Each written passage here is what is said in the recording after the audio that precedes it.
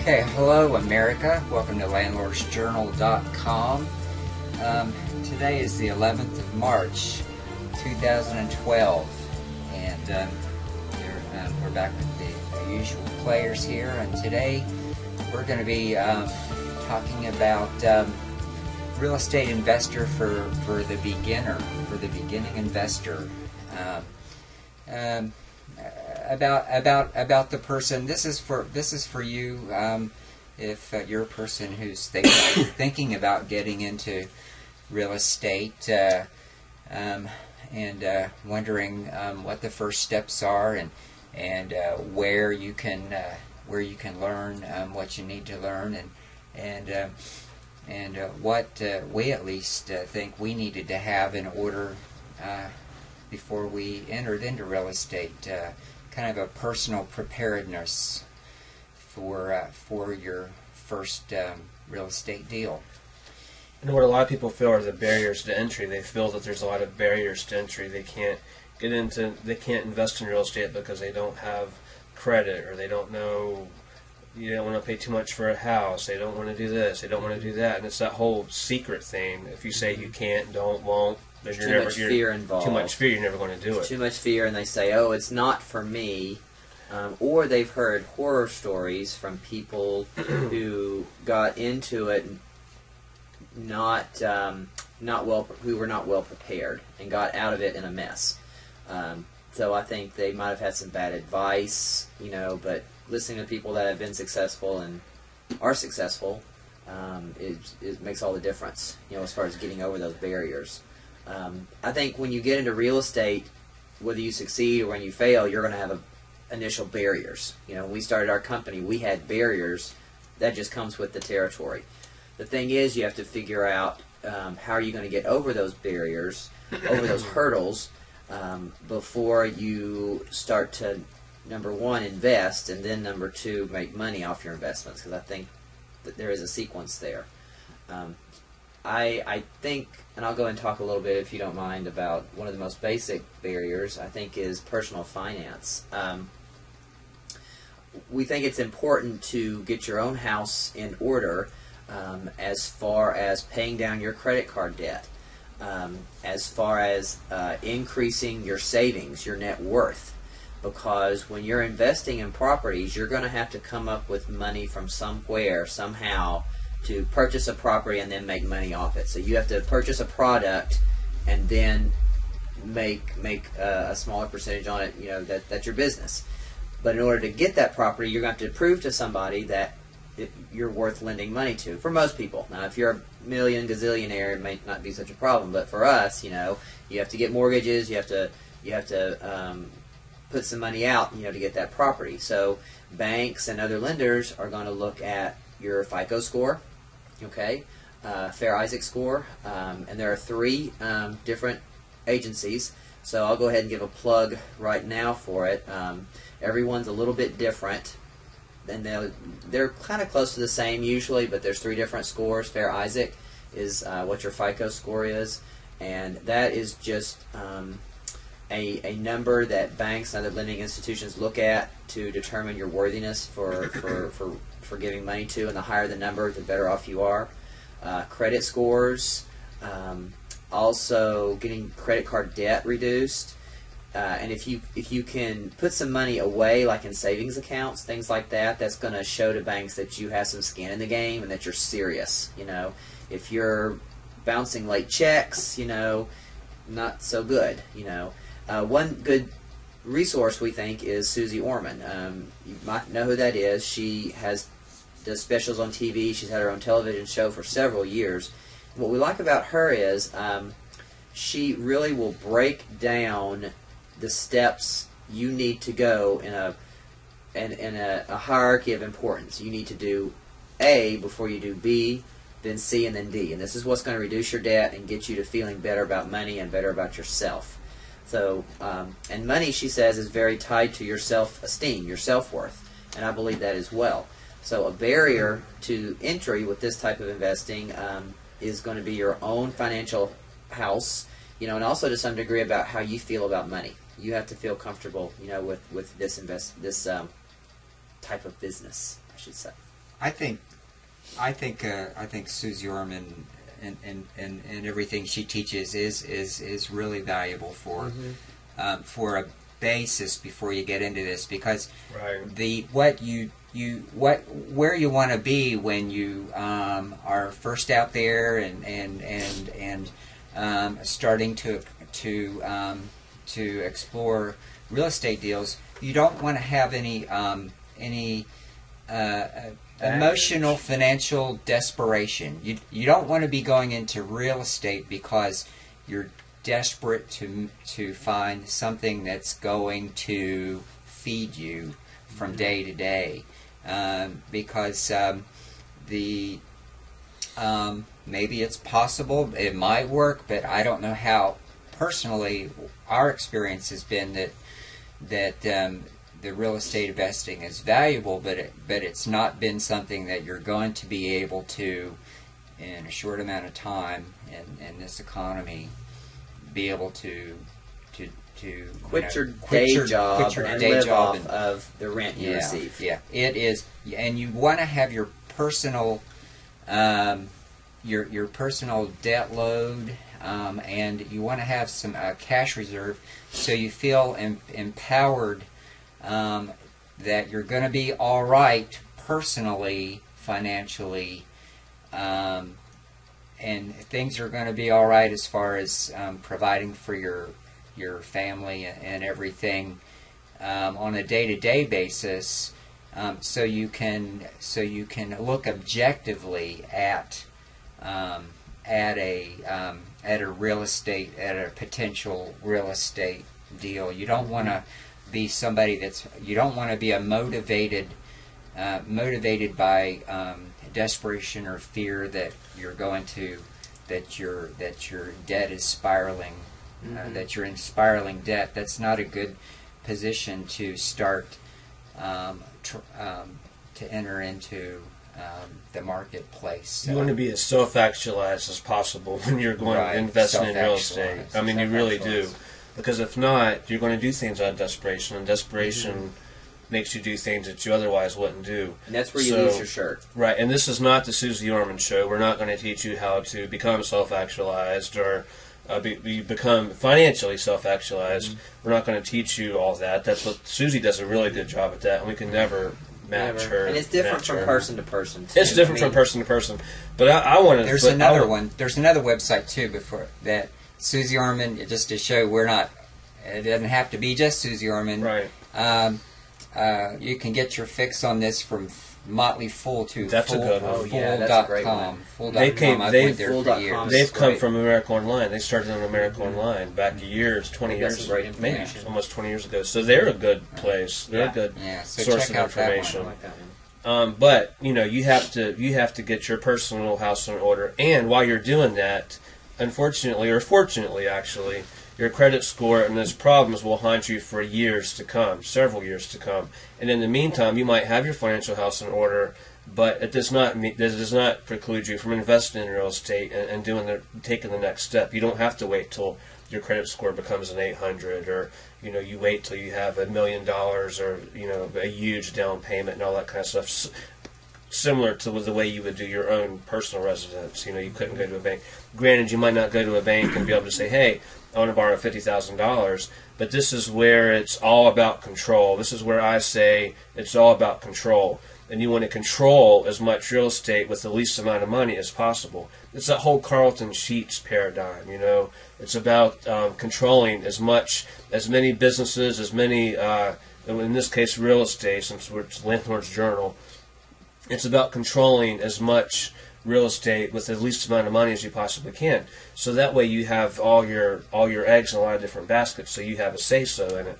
And if you have your this is assuming that you've done Susie Orman 101 and have your financial house in pretty good shape, you can overcome these obstacles. So when a furnace breaks down, and all that kind of stuff, you have that money that you would have paid to them to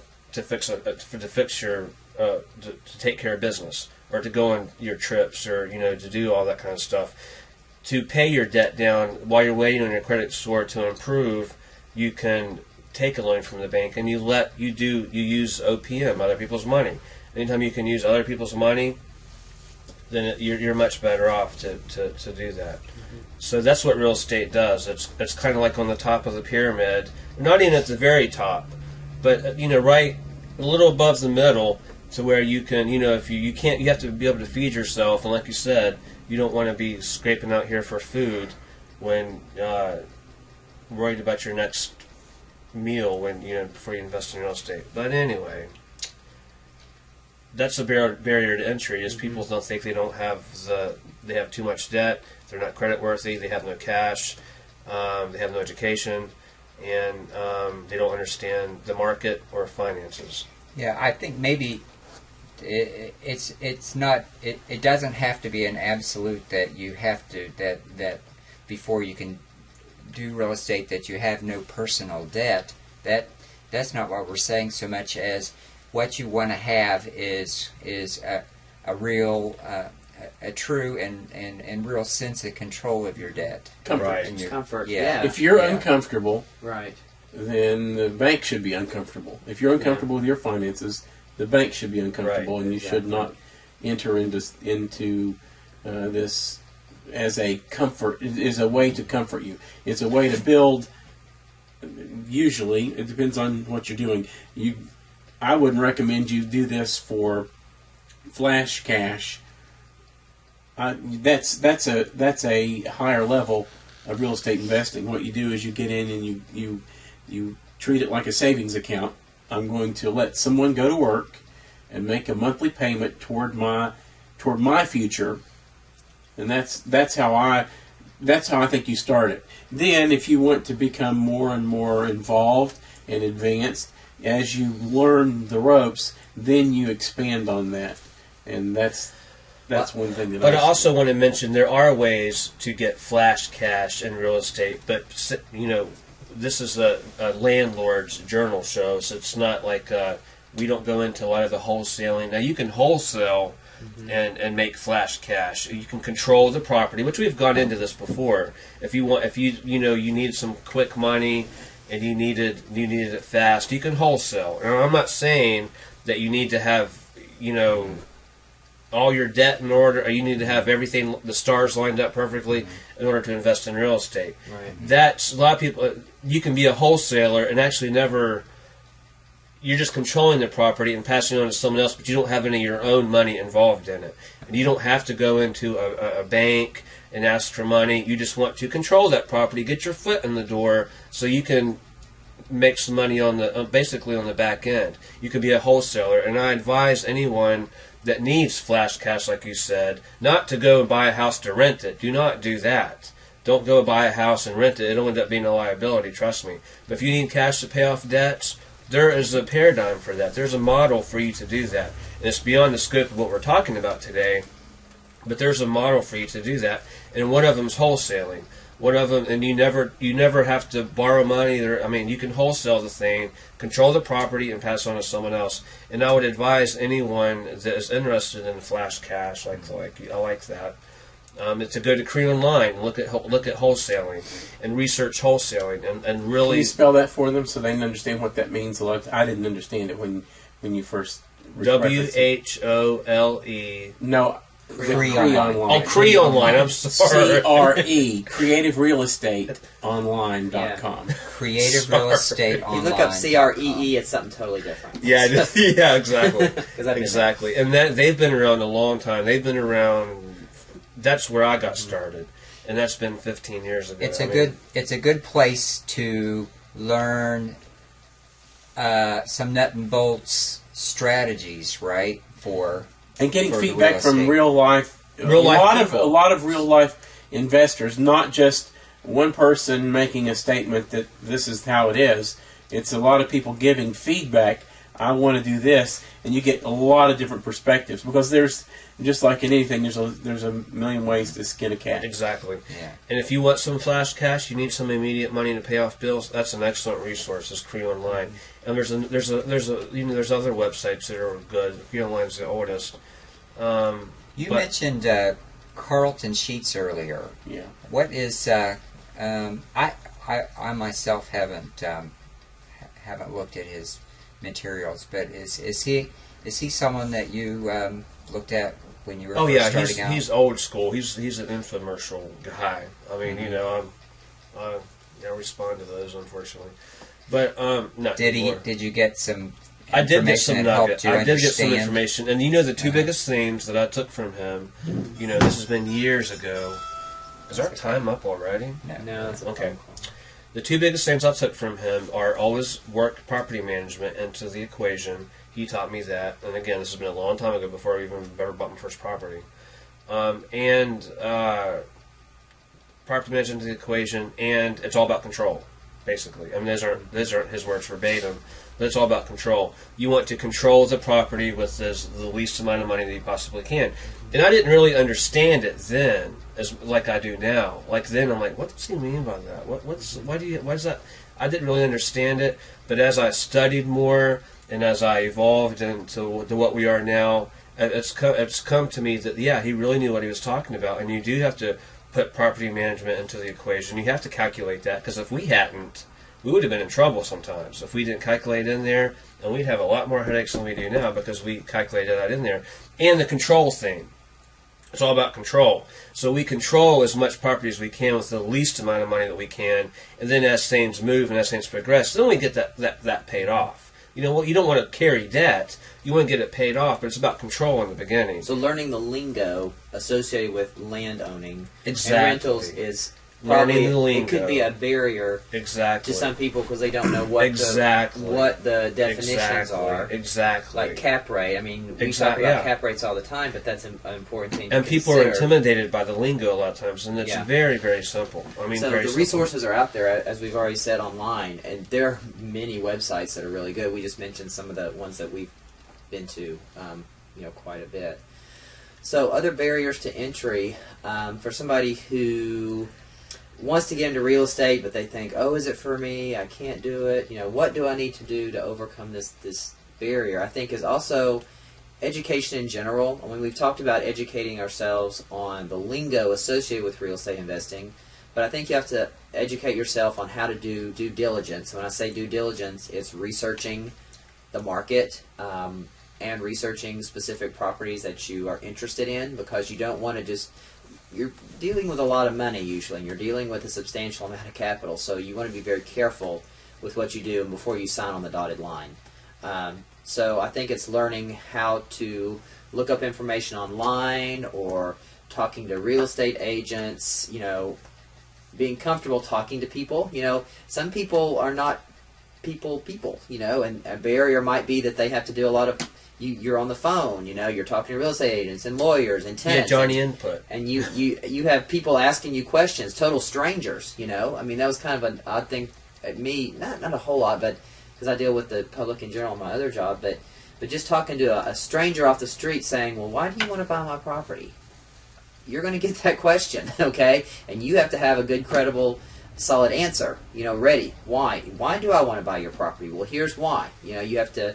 Good communication skills, may be a barrier to entry. If you don't feel comfortable speaking with people, to people, that's a big one. I think we could leave with an exercise that people can do that it helped me.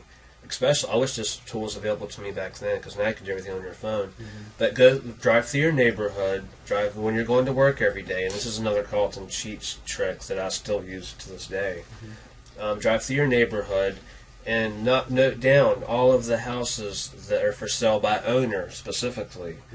Do it, and there's reasons for that, mainly because they're more willing to negotiate with you on a financing thing. But drive through and write all of them down, and then go back in the evening and call every single one of those. And maybe next week we can have a list of questions that you can ask those owners and say, hey, what questions you need to ask those owners. And that way it'll get you kind of a feeling on the phone. Because like you said, the people have different personalities. It doesn't cost anything. It doesn't cost anything. It gives you the feel for, and you're creating energy. It's and like that seeker thing. Self-learning. You're creating energy, and it'll manifest itself in good ways. It cannot be a bad thing. You're gaining experience regardless. Right. Just do something. People with you need to overcome an obstacle or get somewhere, just do. Just do it. And you don't have to worry about doing it right. Just do it. Because Right. people worry about, I'm not doing this right. Just do it. Get out there, Oh, and gosh. we talk to people, John, on the street. Oh, yeah. We'd go up and which I don't advise this. That's a whole But different we would go, topic. we would go. We would, go. We thought they were empty. Come to, but a couple Or- times, and we talked to the neighbors Oh and yeah, find it's out. nothing now to go talk to a neighbor. You go sit on talk to the stoop, And neighbors. before I'd be like, oh, I can't go talk to that person. Feel but like, the, yeah. what's the feel deal with it this out. house? You know?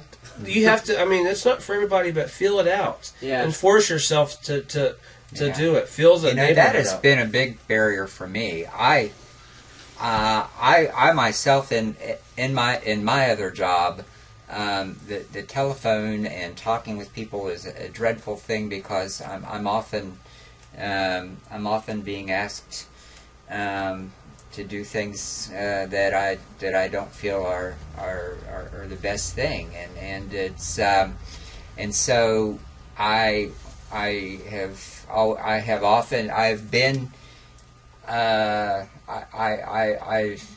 after 20 years of doing it, I feel like any stranger has some they're either they're crazy or There's there an ulterior is motive. there's something they Yeah. they want out of me, or they're gonna or usually something, that's and what I it is. feel dreadful. I feel like it's a dreadful thing, and that's been a big barrier for me, and it's still something I work on, and What's because of your career Yeah. that you've been conditioned Yeah. to think Yeah. the phone's bad. Someone's on the other end. They're wanting something. yeah, But there's there- bad there- news. it's Bad. news, bad. So it's yeah, you're bad conditioned news. to think that Right. because of your career. Instead of something good coming to me, it's Right. something is going to somebody's. And usually, But in your anyway. case, when someone is on the other end of the line, it doesn't end anything. I mean, Doesn't really, end it in- doesn't yeah, end in. It it doesn't may manifest be itself in a maybe good way a lot of something times. I mean, in your Yeah, that it's something that's. Anyway, I have a resource that I'd like to recommend. It's a real estate finance iTunes podcast that's pretty good.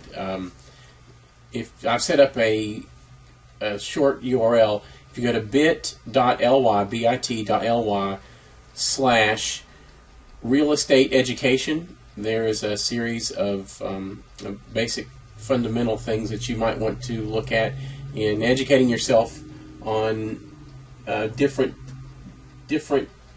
concepts of real estate and investing, and I think that's important. That you will feel a lot more confident, and you'll be better talking to people on the phone, on the street, or however it is, if you understand the concepts before you start. And I highly recommend that. right. And when we say educate yourself, it doesn't have to be formal. It could be reading, internet browsing, whatever. Talking to So- other people who do it. So in capping up, I just want to list some of the sources that we have found fruitful. These are things that won't cost you a dime. Go to SusieOrman.com. Start watching Susie Orman on MSNBC. And that's SUZE is her name. SUZE Orman ORMAN.com. Another website is Fool.com. FOOL.com. These are personal finance advisors places. CRE Online, CRE, Creative Real Estate Online, is an excellent source for the beginner real estate investor.